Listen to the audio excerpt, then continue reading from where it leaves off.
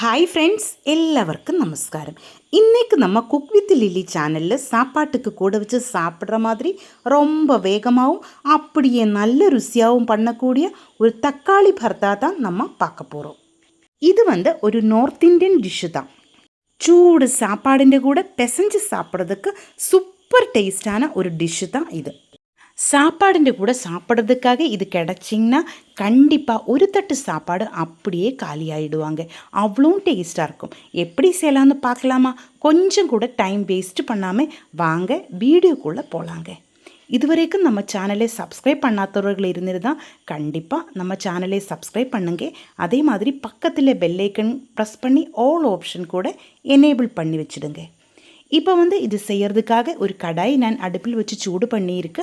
அதிலேக்கு 1.5 table spoon தேங்காய் எண்ணெய் தான் நான் ஊற்றியிருக்கு. உங்களுக்கு பிடிச்ச எண்ணெயை எடுத்துக்கோங்க. நான் தேங்காய் எண்ணெய் தான் இதிலேக்கு யூஸ் பண்ண போகிறேன். இனி இதே மாதிரி வரமிளகாய் சேர்க்கலாம். இவ்வளோ வரமிளகாய் நான் எடுத்துருக்கிறேன். உங்களுக்கு எவ்வளோ தேவை இருக்குதோ அந்த அளவில் எடுத்துக்கோங்க. இப்போ இது நல்லா ஃப்ரை ஆக்கி எடுக்கலாம். வரமிளகாய் சீக்கிரம் ஃப்ரை ஆகி வரும். நல்லா ஃப்ரை ஆகும்போது இது அப்படியே உடச்செடுக்கலாம். அந்த அளவில் ஆகணும். பாருங்கள், இதே மாதிரி தான்.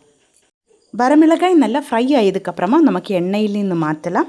அதுக்கப்புறமா நமக்கு இதிலேக்கு ஒரு 15 சின்ன வெங்காயம் நான் இடிச்செடுத்து வச்சுருக்கிறேன். அதே மாதிரி ஒரு 7 பல் பூண்டு அதையும் இதே மாதிரி இடிச்செடுத்து வச்சுருக்கிறேன். அது இந்த எண்ணெயிலேக்கு சேர்த்து நமக்கு நல்லா வணக்கி எடுக்கலாம். பாருங்கள், அதே எண்ணெயில் தான் நம்ம இதை வணக்கி எடுக்க போகிறேன். நம்ம இடிகல்லில் இடிச்செடுத்த வெங்காயமும் அதே மாதிரி பூண்டும் தான் இதிலேக்கு சேர்த்தியிருக்கு.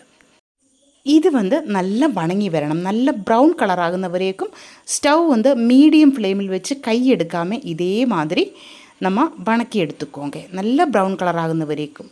இனி கறிவேப்பிலை இதிலேக்கு சேர்க்கலாம். நான் அதிகமாக கறிவேப்பிலை இதிலேக்கு சேர்த்தியிருக்கு. நல்ல ஃப்ரெஷ்ஷான கறிவேப்பிலை தான் இதிலேக்கு சேர்த்தியிருக்கு. ஃப்ரெஷ் கறிவேப்பிலை சேர்க்கும்போது தான் நல்ல டேஸ்ட்டாக இருக்கும். இப்போ இது நல்லா ஃப்ரை ஆகிட்டு வரணும். நம்ம கறிவேப்பிலையில் நல்லா ஃப்ரை ஆகிட்டு வரணும். இதனோட கலரெல்லாம் மாறி வந்துடுச்சு. இன்னும் கொஞ்சம் நேரத்தில் இது நல்லா ப்ரௌன் கலர் ஆகும். அந்த டைமில் இதுவும் நமக்கு நம்ம கடாயில் நின்று மாற்றி இன்னொரு தட்டிலேக்கு ஆறதுக்காக வைக்கலாம்.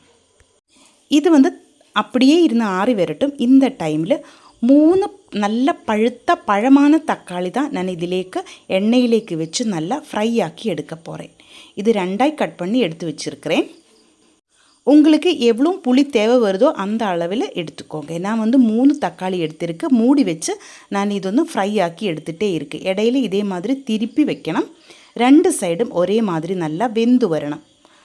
இந்த மாதிரி ஸ்டவ் லோ ஃப்ளேமில் வச்சு தக்காளி எல்லாம் நான் நல்லா ஃப்ரை ஆக்கி எடுத்திருக்கு. தக்காளியோட பச்சை வாசம் எல்லாம் போகிற வரைக்கும் இதே மாதிரி திருப்பி போட்டு கரெக்டாக வேக வச்சு எடுத்துக்கோங்க. நல்லா ஃப்ரை ஆகிட்டு வரணும். இப்போ நம்ம தக்காளி எல்லாம் நல்லா வெந்து உடைஞ்சு வந்துடுச்சு. இந்த மாதிரி தான் ஆகணும்.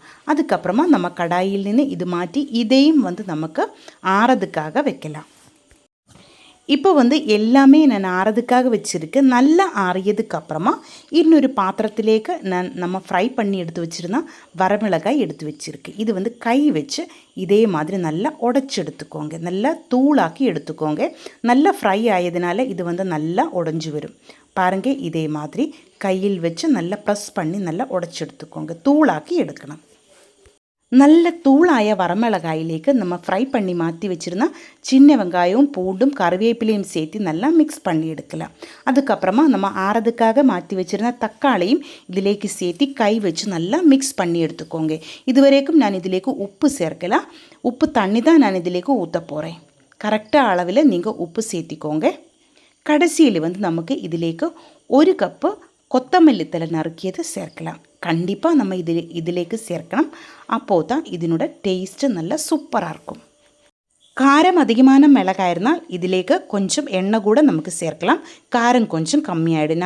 நான் இதிலேக்கு சேர்க்கல. காரம் கம்மியான மிளகு தான் நான் இதிலேக்கு எடுத்திருக்கு. இப்போ பாருங்கள், நல்லா மிக்ஸ் பண்ணி எடுத்திருக்கு. நம்ம சூப்பர் டேஸ்ட்டில் தக்காளி பர்த்தா ரெடி ஆகிருக்கு. கண்டிப்பாக நீங்கள் ட்ரை பண்ணி பாருங்கள். இந்த வீடியோ உங்களுக்கு பிடிச்சிருந்தால் சேனல் சப்ஸ்கிரைப் பண்ணுங்கள், லைக் பண்ணுங்கள். கேரளா ரெசிபீஸ் பிடிக்கிற உங்கள் ஃப்ரெண்ட்ஸுக்கெல்லாம் நீங்கள் இந்த வீடியோ ஷேர் பண்ணி கொடுங்க. ஹைப் ஆப்ஷன் ப்ரெஸ் பண்ணி என்ன கொஞ்சம் சப்போர்ட் பண்ணி கொடுங்க. உங்களுடைய ஃபீட்பேக்கு நீங்கள் கண்டிப்பாக கமெண்ட்டில் எழுதி போடுங்க. தேங்க்யூ.